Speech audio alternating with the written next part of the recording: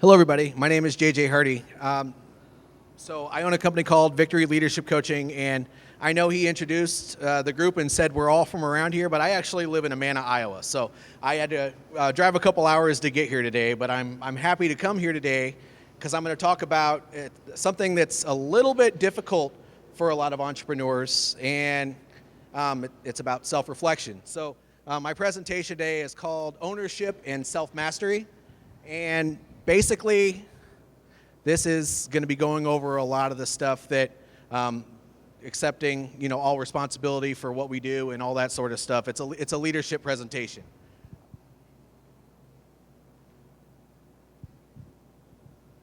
Oh, you know what?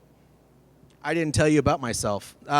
So I own, as I said, I own a company called Victory Leadership Coaching, but I started this company because I saw that there was actually a big flaw in the civilian workforce. Once I transitioned out in 2018 and I retired, I noticed that there were a lot of organizations out there that take their high performers and they promote them, and then they give them all the responsibility that comes with a management position, but they don't give them any training, guidance, mentorship, or anything like that. And it drove me absolutely crazy, but I put up with it for 3 different jobs before I went out and started a business of my own. And now I teach people how to make leadership development programs, mentorship programs in their businesses, and I actually have a men's group that I just started up a couple months ago that has been doing pretty good already, that helps young men with understanding how we exist in the world.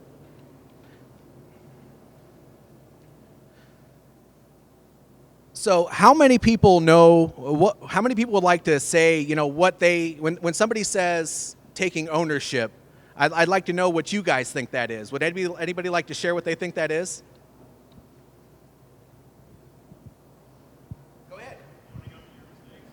Say again? Owning up to your mistakes. He said owning up to your mistakes. Anybody else? Taking responsibility. I like that. Actually, my definition is taking responsibility for everything within your sphere of influence. Anyone else? Well, I don't know why it's all kind of messed up on the presentation here. That's not what I exported this morning, but I'd like to know if anybody would be willing to share an instance of something that's in your life that you're not taking full ownership of. And if you don't know what that means, we'll just keep on going with the presentation. I'm going to go ahead and say that if you look at me, and you wouldn't necessarily think of somebody who 8 years ago was an active duty soldier. I lost my way after I got out of the military, and I put on a lot of weight. In the last year, I have lost 30 of those pounds, but the one place that I'm not taking full ownership of in my life is my health. And I've started doing that, and it's a very difficult process. But I've noticed that not taking ownership of my health has leaked into every place in my relationships, my business, and everything. And so the one thing that we'll be talking about in this is how you do one thing is how you do everything. And that's why ownership is so important. So there are 3 things that when we talk ownership that really, really stand out to me. So accepting consequences, accepting blame, and part of that is not making excuses. And why those things are so important is because when a lot of times when we're going through the motions and we're going through life and things start getting really, really tough, instead of looking inward, we tend to look outward, and we try to figure out what external factors are making us not be successful in whatever we're doing. But when you look inward and you work on that, and you stop throwing blame and all that stuff out there, and you fix the problem in here, then everything that you do outside of that tends to look a lot better.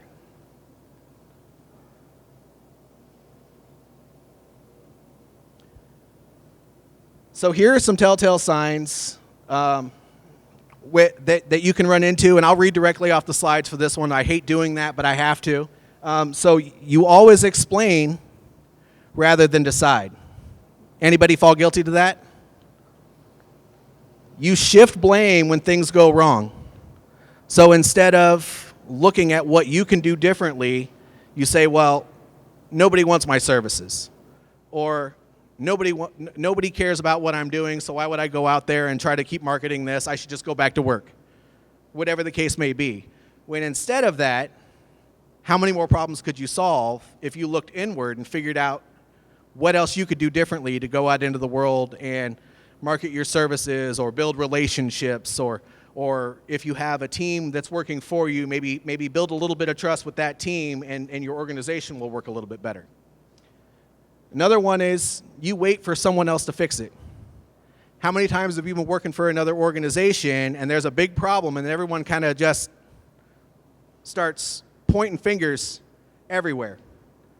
Well, real leaders, real people that are change agents, especially when you own a business of your own, they don't point fingers everywhere. The first thing they do is they look in the mirror and figure out what they can do differently. You talk in shoulds instead of I will. And what I mean by that is I should go out and market my business. I should have that conversation with that person that said they might be interested in what I do. Or I should do this, or I could do this. What you're really doing when you say those types of things, even if you're just saying it to yourself, is you're not giving yourself permission to do what you got to do to get the work done. And when you're not giving yourself permission to do what you got to do, what usually happens? Well, you don't do it. Or it falls apart and you move on to something else. I mean, the worst thing you can do is not take responsibility for the problems that are going on, not just in your business, but in your life, because it'll bleed into everything else that you're doing. And the last one is your standards and actions don't match. How many people, when they're having a conversation with somebody, they say, well, this is what I believe. This is what I think. But then when you walk away and you actually take a deeper look into your life, are you actually doing the things that you say you believe, or the things that you say that you should do, or the beliefs that you have that you actually practice those beliefs? I know a lot of people who are religious people, just like me, that when they say they're a believer on Sunday, but they don't practice their faith every day. And that's important, because if that's the way you feel like, especially with the people in this room, we're all business owners, if you feel like you have to be somebody else to be successful in your business, then you're lying to yourself, because you are the one who started your business and you are the one who's going to make it successful.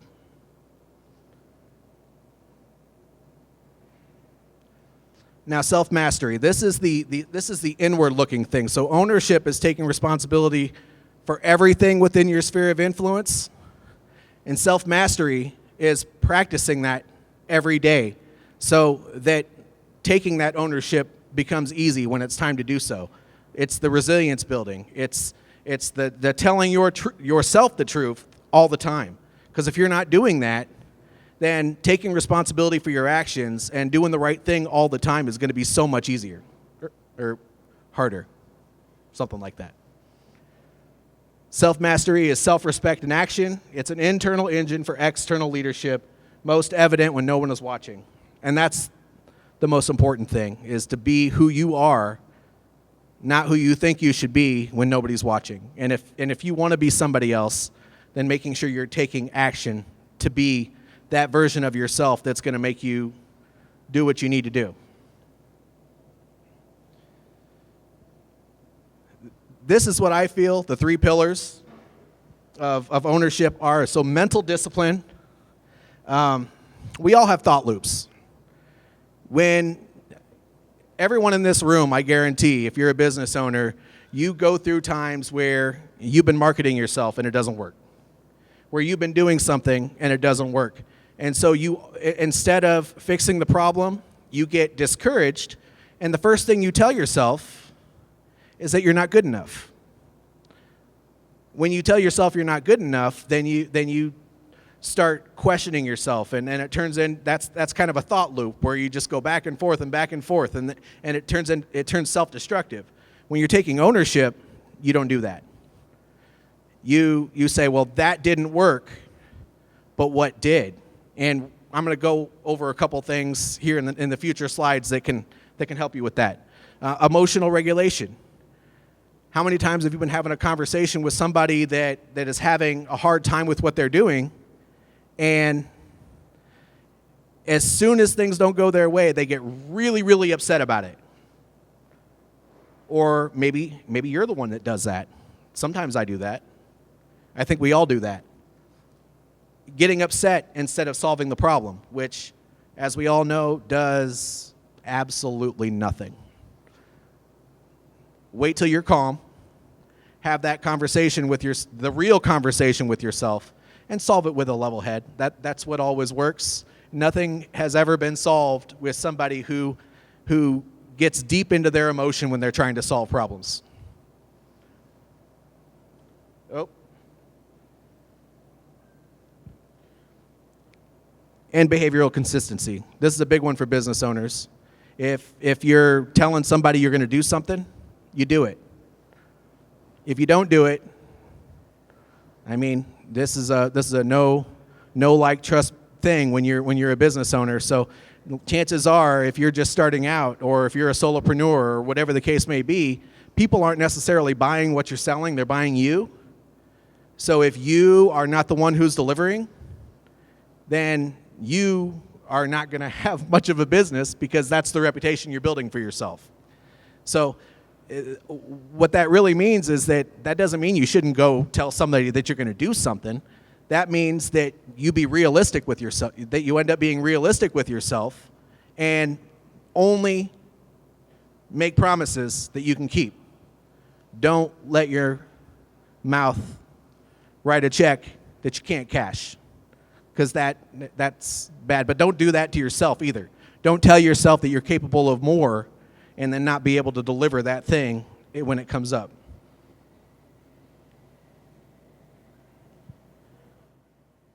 Discipline versus motivation. Does anybody think that one is more important than the other, or that motivation is what you rely on for your business, or discipline is what you rely on in your business? Anybody have a thought on that?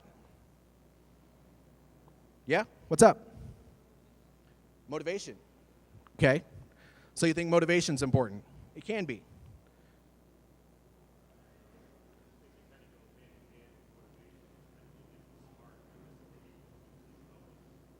Discipline is what keeps you going. I like that. Anybody else? So, I served a career in the military. I will tell you that there were many times I got up every morning and there was a whole laundry list of things to do, and I didn't want to do a damn one of them. Not one of them. Whether it be dragging myself through the mud, or having to put on all my gear and hop in a Humvee and go drive somewhere, or whatever the case may be. But I did it because the job required it. So every one of us here has a vision as a business owner, and we're doing it because we want to solve a specific problem. That is your why. That is your motivation to do what you got to do.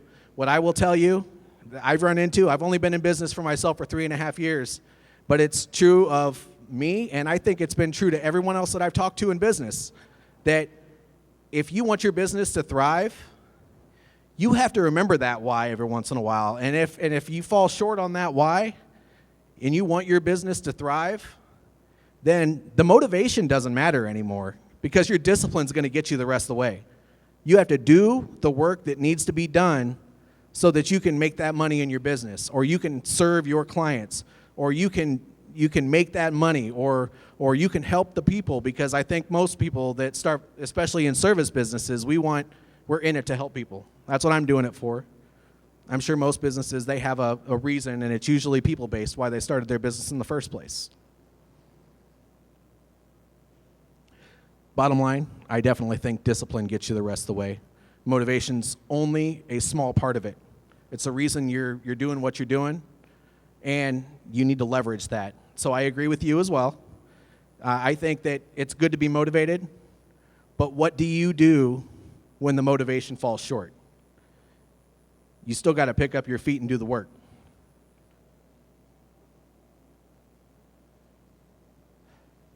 Okay, so this is also a webinar that I do, and so forget the whole put your response in a chat thing on there, because obviously there's nothing, we're not in a Zoom call right now.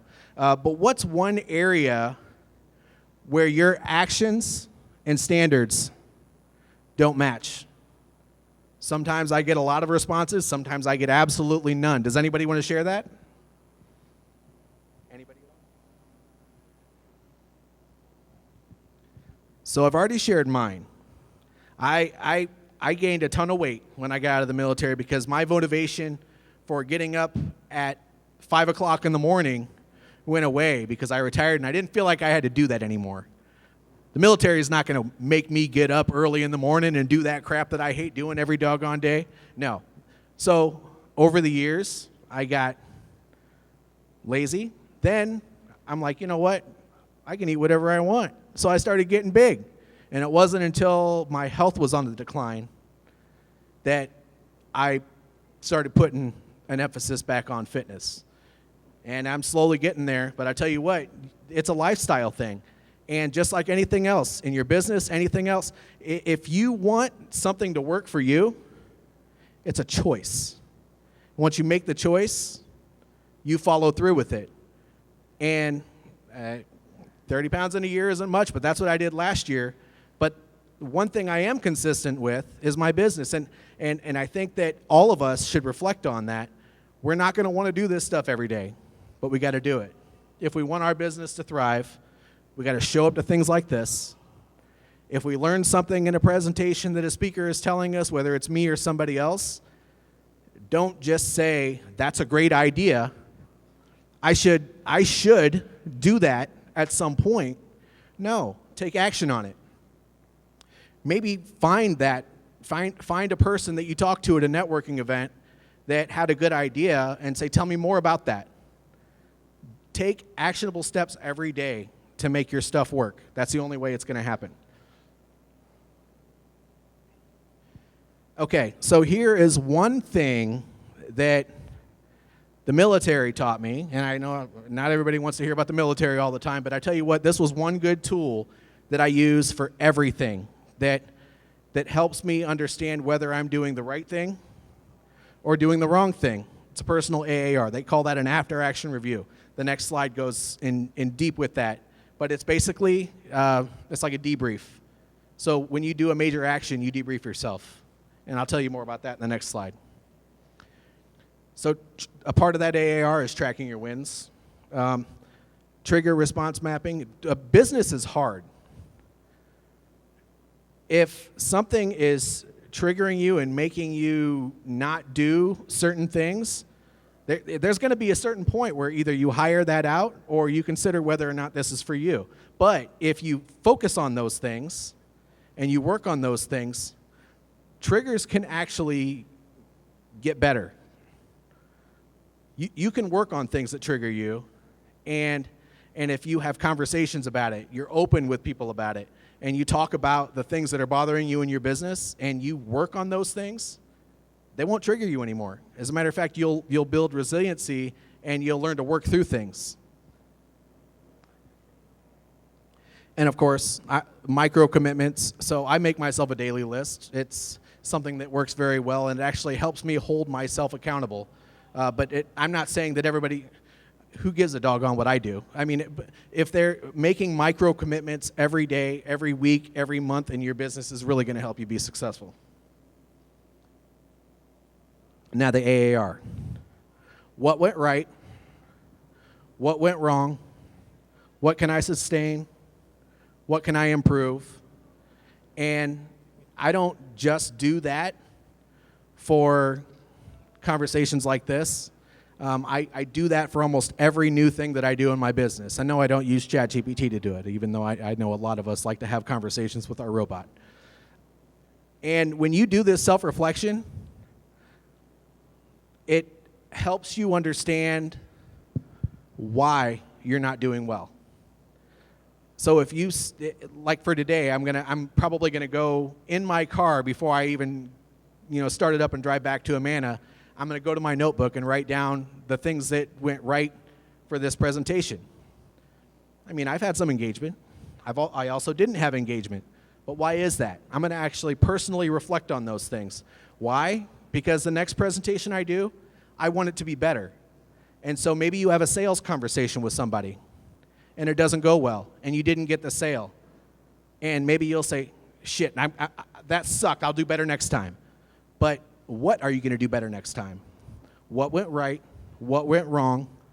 What are you gonna do differently? And what are you gonna do the same? Do that for everything you do, and I tell you, you will start improving in almost every area of your business.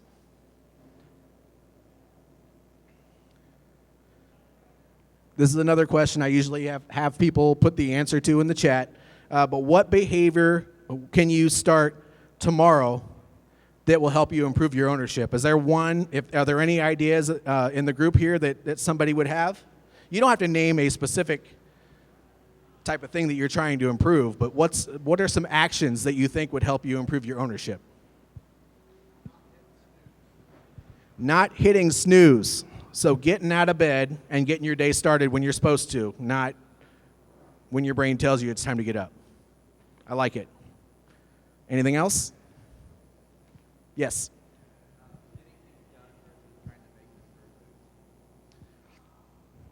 That's probably one of my favorite. He said getting things done instead of trying to make them perfect. How many people in this room can tell me that every plan they make, when they take action on that plan, it's perfect every single time? No one. You know why? Because there's no such thing as a perfect plan. Unfortunately, Murphy takes over the moment that you start taking action. So you always need to expect that when you plan something out and you get ready to go to market with it, or maybe even if it's a road trip that you're doing with your family, it doesn't matter what it is, that if you think everything is going to go perfect, you're already setting yourself up for failure. So making sure that you get the job done. If you have a mission that you're trying to get done, you complete that mission. Even if the shit hits the fan in the process of you doing it, you got to get it done. I love that. Thank you. Prioritize and take action, always. Anything else? Okay. All right. Well, that actually completes my presentation. But this QR code will take you to all of my services. And kind of what I do, I mentioned it briefly in the very beginning, but I have the Men's Clarity Project. Basically, I've found a need speaking over at colleges and stuff like that where there have been a lot of young people that walk up to me afterwards and they say, I don't know as a man where I even fit in the world. And so for young people, it's just a group. We do a check-in every week and we talk about all the leadership topics that can help you be successful in the world. I feel like a man wants to talk to a man, a woman probably wants to talk to a woman, so I started a group and it's been doing okay. Coaching, that's like a step up. If people want to learn how to action their goals in their life and have somebody hold them accountable to get it done, don't do it alone. I'm not saying you need to scan my QR code, but if you're struggling to see something through to the end and the end is not clear for you and you need to talk that through, whether it's a friend or you need to hire a coach or whatever the case may be, you should probably do that. That's going to help you. So think of sports. Michael Jordan was great, but he hired a coach for every single thing that he did, and because he did that, he was a better basketball player and a person as a result of it. Well, that's what leadership coaching does for you, is that you take the things that you're having a hard time with, you discuss it with another human being, you set goals, you have somebody hold you accountable for those goals, and it makes you a better person and a better business owner. And of course, I do workshops like this. I do speaking engagements, and I do a few other things as well, but those are my primary things. And I thank you all for putting up with me for the last, 20, 30, 40 minutes. I don't know how long I've been up here. But yeah, thank you for enjoying the presentation. Does anybody have any questions?